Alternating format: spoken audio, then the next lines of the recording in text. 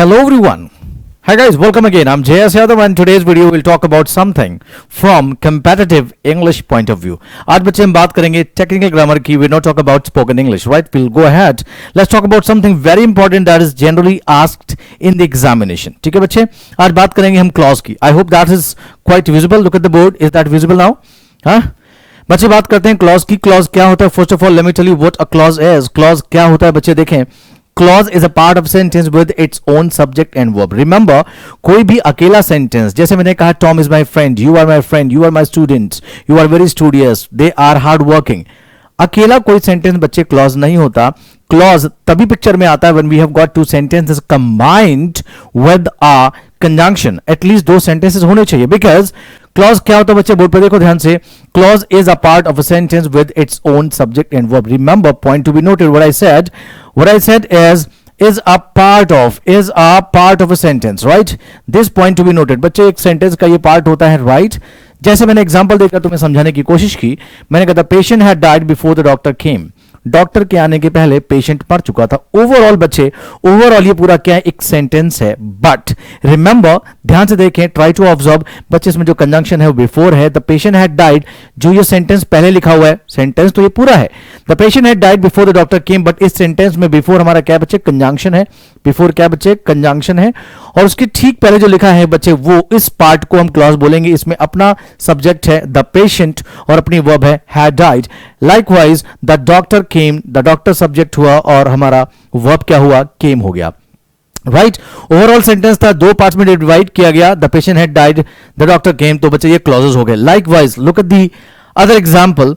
They open the door after he had gone out. तो बच्चे conjunction क्या बन गया, इसमें आफ्टर बन गया. उसके पहले जो लिखा वो एक क्लॉज हुआ, उसके जो बाद में लिखा हुआ है is the other clause, and every clause has its own subject and verb, right? Overall ये पूरा क्या है बच्चे, सेंटेंस है. ओवरऑल ये पूरा क्या है, सेंटेंस है. लेकिन इस सेंटेंस में we have got two clauses. ठीक है बच्चे, in general guys we have got two types of clauses. ठीक है, एक बच्चे सबऑर्डिनेट क्लॉज होता है, कोऑर्डिनेट क्लॉज होता है. कोऑर्डिनेट को जब हम फर्दर डिवाइड करते हैं तो we will get four types of coordinate clauses. And when we categorise subordinate clauses into different categories we get three different categories और थ्री डिफरेंट क्लॉजेस. तो सबऑर्डिनेट में बच्चे तीन होता है, noun clause, adjective clause, adverb clause. आज के video में आगे चलते हैं, मैं डिस्कस करूंगा बच्चे. फिलहाल मैं आपको डिटेल में बता चुका हूं, कंजंक्शन टॉपिक में आपको पढ़ाया था मैंने आपको कि सबऑर्डिनेट और कोऑर्डिनेट क्लॉज क्या होता है. उसके बारे में I would not talk here in this video. Will talk about noun clause. What a noun clause is? A clause that acts as a noun. एक ऐसा क्लॉज जो नाउन की तरह एक्ट करता है, उसे हम क्या बोलते हैं, नाउन क्लॉज बोलते हैं. बच्चे मैं क्लॉज फॉर योर इंफॉर्मेशन बता दूं, क्लॉज को हिंदी में उपवाक्य बोलते हैं, लेकिन इससे हमारे हाथ कुछ नहीं लगने वाला. ना लुक एट द बोर्ड. तो बच्चे जो भी चीज नाउन क्लॉज जो है ना, जो नाउन की तरह एक्ट करे. बच्चे अगर मैं बोलूं नाउन फ्रेज, नाउन क्लॉज, या अगर कोई वर्ड नाउन बनता है तो आपको समझना होगा that word, that phrase, that clause has to play all the roles that a noun can play. Did I make it clear? तो बच्चे नाउन क्या क्या हो सकता है पहले ये समझ लो. A noun can be a subject or an object or a complement. When I say complement, I actually mean a subject complement, or a prepositional object, or a direct object, indirect object, object complement, or cognate object. There are many roles that can be played, that can be many functions that can be performed by nouns in a sentence. तो बच्चे noun क्या क्या हो सकता है मैंने आपको बताया. Look at the board now. मैंने बोला नाउन क्या क्या हो सकता है बच्चे, subject, object, complement, prepositional object, direct object, indirect object, object complement और cognate object. But we are not talking about noun, we are talking about noun clause. Clause क्या था बच्चे, अभी बताया मैंने आपको क्लॉज क्या था. Look at the board. Clause is a part of a sentence. तो बच्चे ये नाउन क्लॉज है, क्योंकि क्लॉज है तो सेंटेंस का पार्ट होगा, और नाउन क्लॉज है तो नाउन की तरह एक्ट करेगा. Now look at the sentences. मैं यहां एक्सप्लेन करने की कोशिश करूंगा, नाउन क्लॉजेस को पहचानने में आपकी मैं हेल्प करूंगा, आपकी मदद करूंगा. Look at the sentences on the board. What Tom said at the party surprised everybody. जो बच्चे जानते हैं वो जानते हैं बच्चे, ये assertive sentence है, और assertive sentence बच्चे subject verb ऐसे करके आगे जाता है, आपको पता है. तो यहां पर बच्चे जो verb होगी वो verb हमारी क्या है, surprise. This is your verb.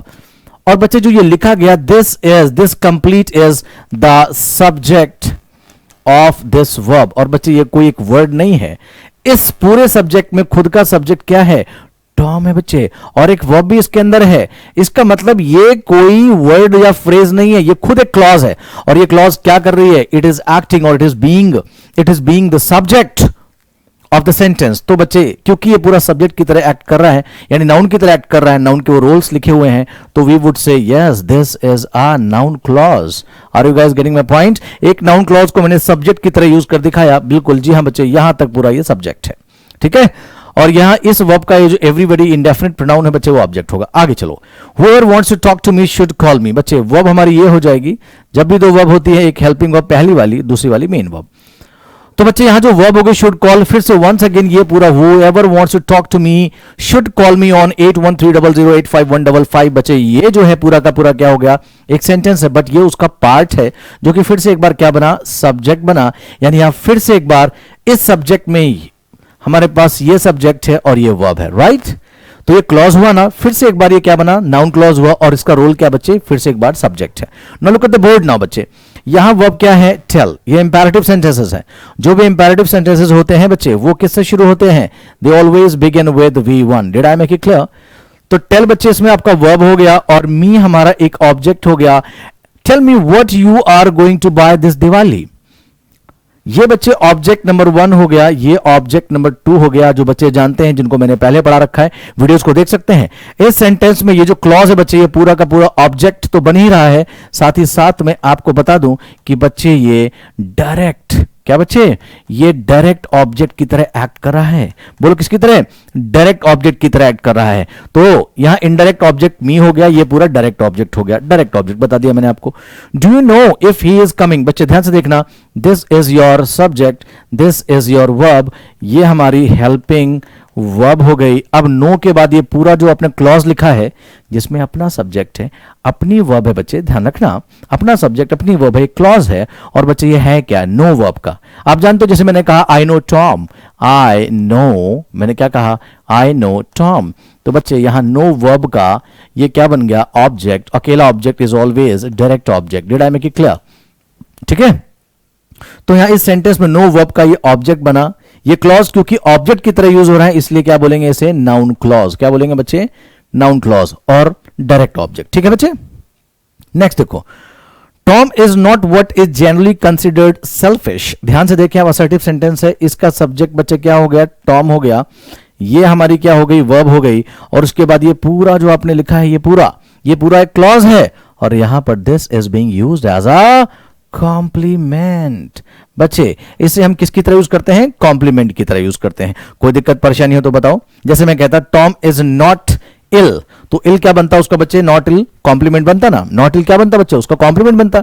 जैसे मैं कहता Tom is not my friend, Tom is not selfish, तो वो कॉम्प्लीमेंट बनता ना, सब्जेक्ट कॉम्प्लीमेंट। तो जी हाँ, ये सब्जेक्ट कॉम्प्लीमेंट बन रहा है। अगला देखो, Tom must not be punished for what he has not done. बच्चे यहां फॉर क्या है? प्रपोजिशन, और what he has not done एक क्लॉज है। बच्चे ये क्या है? What he has not done बच्चे ये पीओ है। पीओ का मतलब है प्रपोजिशनल ऑब्जेक्ट। बाकी टॉम हमारा क्या था? सब्जेक्ट है। ये हमारी क्या हो गई? वर्ब हो गई। ठीक है ना। और ये जो बना बाद में बच्चे, ये क्लॉज नाउन क्लॉज क्योंकि है, क्योंकि प्रपोजिशनल ऑब्जेक्ट है, एक रोल उसका है। अगला, that Tom might be wrong is what frightens me. बच्चे इसमें जो वर्ब है वो क्या है? इसमें जो वर्ब है बच्चे वो क्या है? याद रखें, यहां जो वर्ब है वो इज है, राइट। और यहां ध्यान देने वाली बात बच्चे ये है कि that Tom might be wrong is your subject. एक क्लॉज सब्जेक्ट बना है, और दूसरा क्लॉज बच्चे क्या बना है? What frightens me is what frightens me. ये बच्चे सब्जेक्ट कॉम्प्लीमेंट बना है। Is it clear? Subject complement बना है। बोलो मेरी बात समझ आ रही है? ये वाला क्या बना बच्चे? Subject complement. यानी इसमें ये भी नाउन क्लॉज है and it is being used as a subject. ये भी नाउन क्लॉज है क्योंकि ये this is being used as a subject complement. तो नाउन के बच्चे, नाउन के साथ मैं आपको नाउन क्लॉज पढ़ा रहा हूं। नाउन क्लॉज के फंक्शंस मैंने यहां लिख दिए, मैं एग्जांपल्स देता हुआ चल रहा हूं। ठीक है, थोड़ा होमवर्क भी दूंगा guys, you need to work a bit on that too, right, like me. How you go about helping them should not affect. बच्चे शुड नॉट अफेक्ट, ये हेल्पिंग वर्ब मेन वर्ब की तरह है। ये हेल्पिंग वर्ब, ये main verb. और when you help them, कई बार आपको रटा दिया जाता है, व्हेन, व्हाई, वेयर, ये सब क्या होते हैं, एडवर्ब होते हैं, या तो रिलेटिव एडवर्ब्स बताते हैं या आपको इंटरोगेटिव एडवर्ब्स बताते हैं। बच्चा ऐसा कुछ नहीं, रटना मत बच्चे। वर्ड इफ से, कंजंक्शन इफ से आप एडवर्ब क्लॉज भी फॉर्म करते हैं, इफ से आप नाउन क्लॉज भी फॉर्म करते हैं।